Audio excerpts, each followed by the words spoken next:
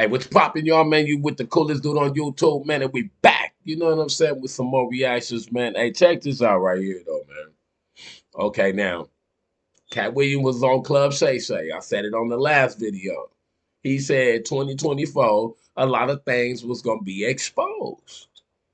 It's time for us to know, like, what's exposed, who's the crooked, who's not, so we know how to move from now on. You know what I mean?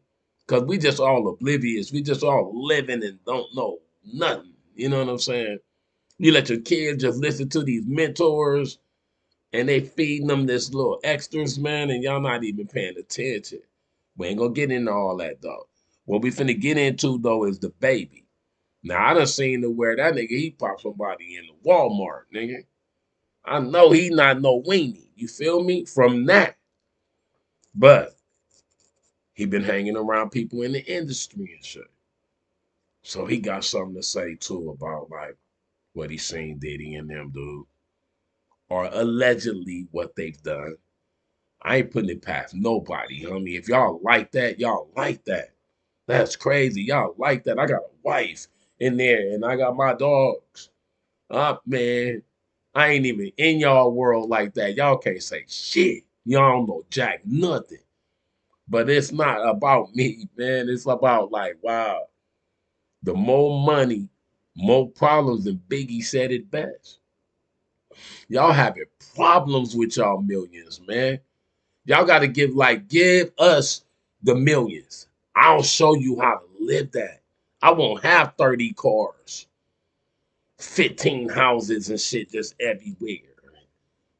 Businesses just all over the world, but you can't take care of them really. And I wouldn't have all that, dog. I'd be way richer than y'all if I had one opportunity to get one big lump sum like y'all do, or if I was born into that shit. So I wasn't born into nothing like that. What I'm doing is like strictly from straight, just God had me. Put it like that. We finna get into the baby, man. You know what I'm saying? And like I said, I don't think dog no weenie. But then again, when you put like millions in front of motherfuckers, man, you don't know what a nigga do real quick, though, for some millions, man. In that locked room, dog, I give you this whole briefcase right here, man. Just go on and blow on that motherfucker, homie. And then that nigga, like, ain't no cameras or nothing in here. No, nigga, here, this all you. Just blow on it. And then you blow on it, you know what I'm saying? That's crazy. We finna see what dog talking about, man. We be right back, man. Holla at your boy. Here! It was the beginning of 2020. You know what I mean? Diddy had put everybody else out the crib, like the influx of people he had put him out. But he had took a liking to me in particular around the time, man. It was really, you know what I mean, like putting his arm around me. Right. So he had put majority of the people out, but he allowed me to stay in there. Me and, you know, maybe about 15 others, you know. Right. Jay-Z and Beyonce being, you know, two of the other 15 people in the room. So that'll just put it into perspective of the type of company I was in. I heard that there's supposed to be some tapes or something that's coming out real soon. And I guess we'll all really know the truth if anything's on those tapes. Cat Williams said 2024, a lot of things is going to be exposed. And if they did, excuse me, that's this. If they did butt nasty shit like that, man, that's sad that they deceived the kids that gravitated to their music. That's what it'll be about. You know what I'm saying? You trying to guide these kids. You go to little meetings and tell these little kids, yeah, just stay in school and this and that and that. And then you know what I'm saying? You right with the program, man. Y'all some bad role models, bro. You know what I'm saying? I salute you, though, the baby, because you was like, you know what I'm saying? You knew how to not fuck with that. Let's go, though. You guys aren't going to believe this one. In a recent interview, dababy dropped some bombshells about his experiences as a Diddy freak-off survivor, and you won't believe the twists and turns he's sharing.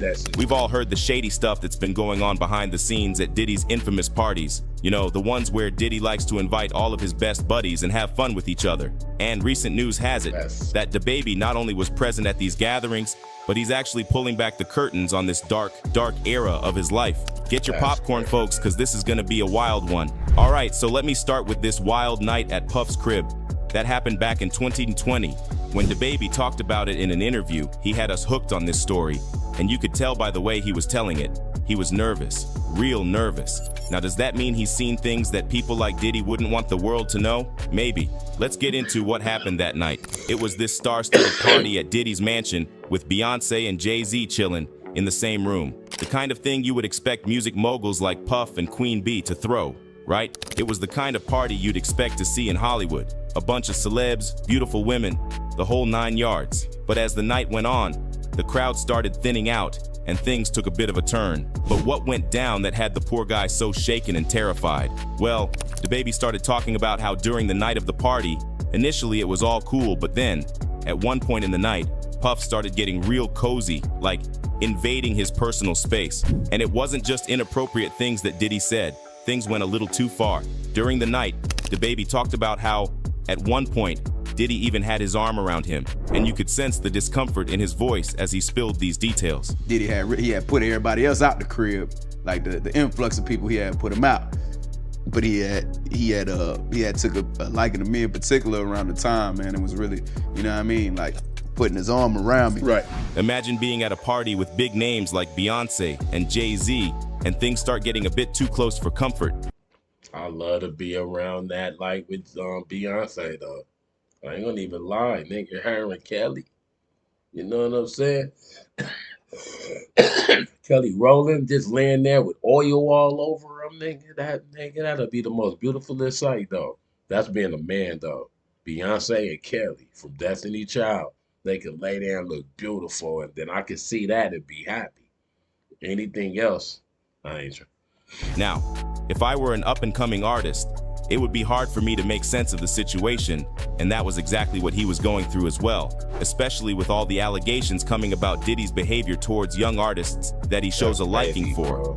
We all know what happened to Cassie and her relationship with Diddy, given the lawsuit she filed about the horrible things she had to go through. dababy said it was like the vibe went from party mode to, wait, what's happening here? With just a handful of people left in the room. He then revealed that the party initially had a lot of people, but as the night started going into late hours, rumor has it that Puffy had the room cleared out with only a few hand-picked people, some of which included big names like Jay-Z and Beyonce. What happened next, behind the closed doors of Diddy's mansion, has yet to be revealed, but judging from dababy's shaky voice, it couldn't have been good. Fans also felt bad for him, with one person writing, "Damn, and dababy just admitted Diddy got him at one of his parties." Another added, "Diddy had dababy right where he wanted him." Now, or nigga, did dababy hit Beyonce? Nigga, that'd be the shit because he was a survivor. Now, if he hit Beyonce, I salute that party for dababy. here's the thing. This whole Puffy getting a bit too cozy with dababy doesn't exactly come as a shocker to some of us who've been following the music scene closely. He's got a bit of a history when it comes to getting up close and personal with up-and-coming artists in the industry. Over the years, Diddy has played the role of being a mentor to many artists that are now extremely successful. People like Justin Bieber and Usher come to mind. Now, what exactly happened behind the scenes during these mentorships? No one knows. Hey man, wait, hold on. I got a question. Why a man won't like to just to lust another big buff man? You know what I'm saying? Like, I mean, what is oh man. I know the dudes when they lift weights, that should be looking tight to the women. This should look tight to the women. But then you a man, a billionaire, a black king, a mogul, and you just sitting there like, oh, look at that nigga muscles. It's like he the one should have played in the next Friday, man. He should have let Terry Crews get him in the bathroom. That would have been a cool. They should have gave Dog that part, man. But fans are speculating the worst. I mean, Puffy, you remember what Usher had to part. say about the infamous Puffy flavor camp, right? That's the crazy thing. Now, that was L.A. Reid's idea, right? We're sending you New over York to something City. called Puffy Flavor Camp. There you go.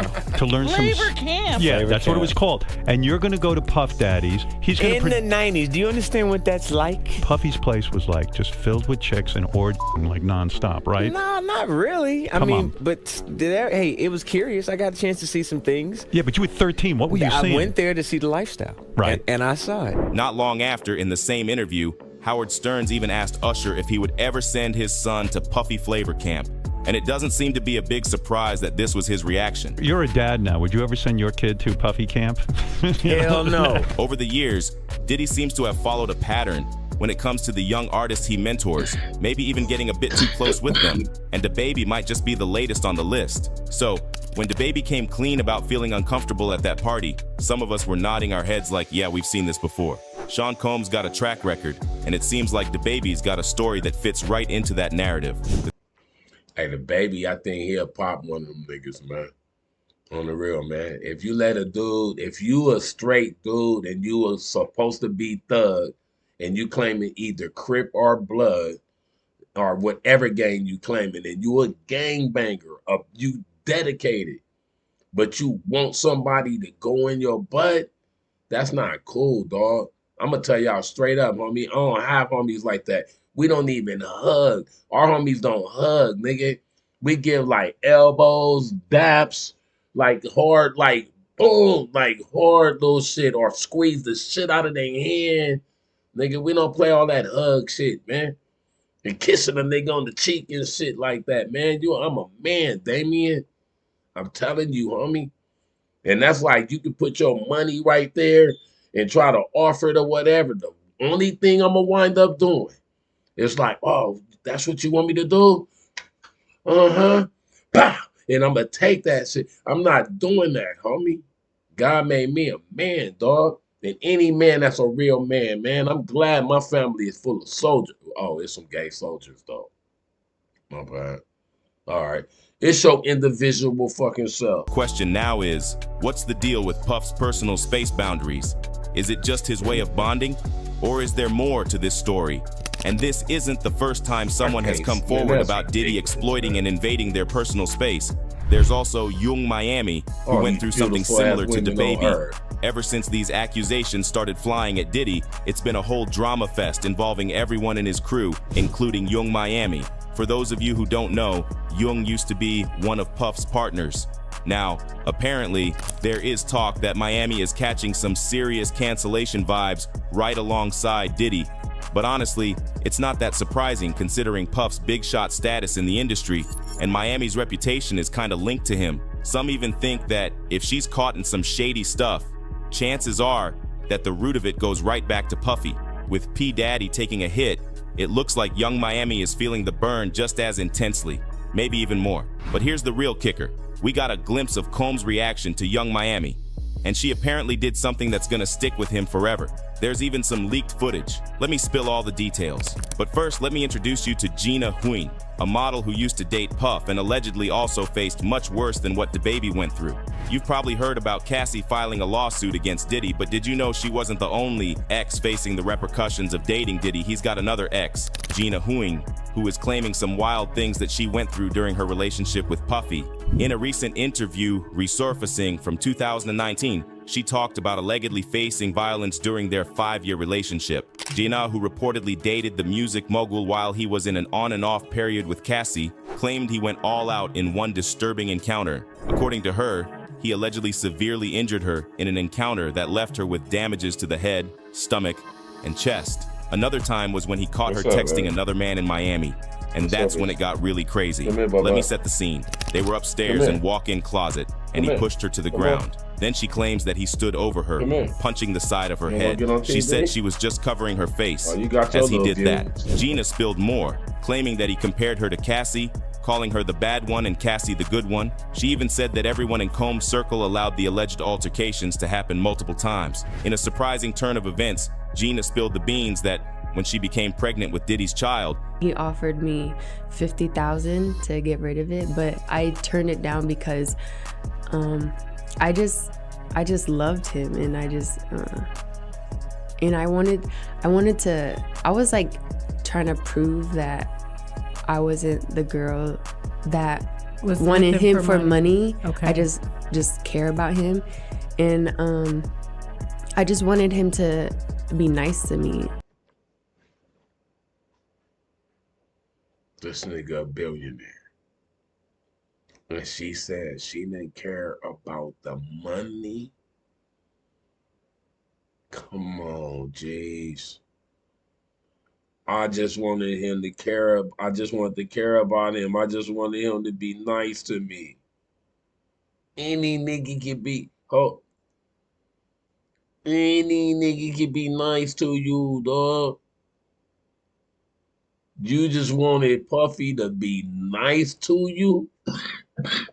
That's it. Gina disclosed having a second abortion from their relationship, and this bombshell interview is causing quite a stir, especially after Cassie accused Sean Combs of R&SA in a recent lawsuit. As of now, he hasn't publicly addressed Gina's claims, and it seems like he probably won't. There's not much he can say in his defense, so he'll likely let his lawyers handle the situation. She even said once, he was like mentally, emotionally, and physically abusing me. He would always compare me to Cassie and tell me that I'm the bad one and she's the good one. Everyone else just kind of just allowed it to happen and just like look the other way. Now, you remember how I said there was a connection between Young and Gina? Well, things took a shady turn for Young Miami when rumors started circulating that she and Diddy were collaborating to cause trouble for Gina. Miami spilled the tea, revealing that he went from being cool for the first 3.5 years to turning into a downright mean guy. So while allegedly Miami was in it with him, she then realized that he had completely brainwashed her. Some even suggest that he included her and convinced her to be a part of all these dirty things, so that if he ever got caught, she would be just as effed as him. Now, reports suggest Miami had enough of it. She has had enough of Puff controlling her narrative and pulling her down with him. Apparently, to put an end to all of it, she is now teaming up with 50 Cent for a documentary exposing his alleged actions. 50 Cent's production company confirmed they are working on a doc about the allegations against Comb, adding another layer to this unfolding saga. After this drama, people all over the world have had enough of Diddy. This man is a monster. Why isn't he locked up? What kind of world are we living in to allow this blatant to go on for years? But that isn't the end of it. Diddy's facing some serious heat, not just from the 4 women suing him for SA, but there's this whole other drama. Back in 2018, a former male escort named Jonathan AI spilled the beans in a police video, claiming he was a captive for Puff and his ex, Cassie Ventura. Wild, right? AI dropped some bombshell allegations during the interrogation, saying he had a thing with Comb and Cassie like 15 times, and supposedly there are tapes of these encounters. Even Diddy's ex-bodyguard, Gene Deal, commented on the situation. I heard that there's supposed to be some tapes or something that's coming out real soon, and I guess we'll all really know the truth if anything's on those tapes. But nobody really knows what happened to Jonathan AI. Some say he might have passed away, but there's no solid info.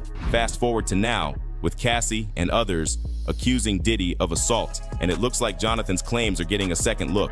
This whole thing isn't just recent gossip though. Jonathan talked about it back in 2018, long before Combs' current troubles. He talked about getting involved in some shady stuff with Diddy's crew, even blaming Puffy for messing up his escorting gig. In the interrogation video, Jonathan revealed how messed up his life got after being involved with Diddy and Cassie. He ended up breaking into a hotel, had a showdown with the cops, and got shot in the leg. After that, he spilled everything: the drugs, the intimate acts, and even STDs. When he tried to bail, Puff apparently forced him into a settlement, probably to keep things hush-hush. But that didn't stop Diddy's lawyers from coming after him, making Jonathan feel like he was being hunted. And it's not just about the intimate stuff. Jonathan also claimed P. Diddy and Rick Ross are gay. He even brought up the Illuminati and some seriously dark rituals. Now, people are torn. Some doubt Jonathan's story because of his mental health struggles, but others think he might be onto something. Back in 2018, authorities didn't take Jonathan too seriously, but with all the recent accusations against Diddy, folks are starting to wonder. There are even rumors that Jonathan might not be around anymore, fueling suspicions that maybe Combs silenced him. And then all of us know what went down with poor Cassie. Cassie took legal action against Diddy in New York federal court on Thursday, November 16th, alleging that the music executive SA'd and R'd her multiple times. Shockingly, she claimed an incident where she was coerced into having intimate relations with male workers while he watched. In her lawsuit, the Me and You singer stated that Diddy was prone to uncontrollable rage and frequently subjected her to severe beatings. Diddy's lawyer, Ben Brafman, refuted these allegations in a statement, asserting that Cassie had been seeking money from the Bad Boy Records founder. Brafman stated, "Mr. Combs vehemently denies these offensive and outrageous allegations. For the past 6 months, Mr. Combs has been subjected to Ms. Ventura's persistent demand of $30 million under the threat of writing a damaging book about their relationship, which was unequivocally rejected as blatant blackmail." Cassie's attorney, Douglas Wigdor, responded by revealing that Cassie and Diddy had a conversation before the lawsuit was filed. According to Wigdor, The Last Night musician allegedly tried to silence Cassie by offering her a substantial amount of money, 8 figures worth, to prevent her from taking legal action. However, Cassie rejected his attempts. In a new development, Diddy is reportedly under investigation by the NYPD. Cassie and Diddy had an on and off relationship until 2018, when they eventually separated. She has since married fitness trainer Alex Fine, and the couple now have 2 daughters together. The lawsuit lays out some pretty disturbing stuff about Diddy, accusing him of serious crimes like SA and R, and forcing Cassie to do some really uncomfortable stuff with male workers. Now she got a husband, nigga. That nigga better be a rider and he better protect her. And then it's like, man, nigga, it's like you ain't got no friends, no homies or nothing. This nigga Puffy, look, he was scared of fucking Suge. You know what I'm saying? The Tupac. Nigga, to get them killed by other people. So, but he'll beat on the girls though, man. That's crazy, man. And y'all be glorifying these artists, dog. You know what I'm saying? I ain't finna glorify these niggas no more, man. Cassie paints a picture of Diddy as not just the big shot at her record label, but also as someone she thought was a protector, only to end up in this messed up, unequal, and violent relationship. According to the legal papers, Diddy apparently used some pretty intense tactics to keep Cassie under his control, like wrecking a guy's car, threatening a friend by hanging them off a 17th floor balcony, and even asking Cassie to carry his gun in her purse. And get this, Cassie never went to the cops because she was scared it would just give Diddy another reason to hurt her. Diddy, of course, denies everything. The lawsuit goes on to say, Cassie, Ms. Cassandra Ventura, was held down by Mr. Combs and endured over a decade of his violent behavior and disturbed demands. For Miss Ventura, the dark times were those she spent trapped by Mr. Combs in a cycle of violence and SA. According to the court papers, Diddy first showed interest in Cassie back in 2006 when his makeup artist spilled the beans, pulling her into his high-flying lifestyle. Once they got into a romantic relationship, Diddy and his inner circle supposedly had a grip on every aspect of Cassie's life. According to the lawsuit, even though the people close to the Bad Boy Records founder witnessed physical harm, they chose to turn a blind eye. The court documents state beatings were witnessed by Mr. Combs' staff and employees, but no one dared to speak up against their frightening and ferocious boss. Cassie, fearing retaliation, refrained from going to the police. In a particularly harrowing incident in 2009, Diddy allegedly kicked her repeatedly and had his staff hide her in a hotel room. The filing claims that every time she tried to escape, Diddy's extensive network found her, with some employees even telling her that not returning to Diddy would hinder her success in the entertainment industry. What? What you gotta say now? What you gotta say now? You ain't got shit to say. When you put your girl on the snap, baby, yo, babe. I mean, shit getting weird. Come on, baby, it's hot outside. You wrapped up in that blanket. Let's go jog on the beach.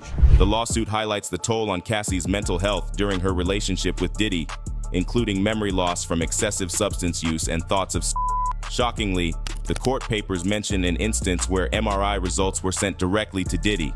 In other shocking revelations within the lawsuit, Cassie claimed that Diddy coerced her into participating in what he called freak-offs. This arrangement involved her being compelled to organize and engage in acts with male workers. So when y'all see F-O, that's what it means, freak-off. Come on, man, that's crazy, man. These encounters allegedly took place over several years in luxury hotels across the country and occurred as frequently as once a week.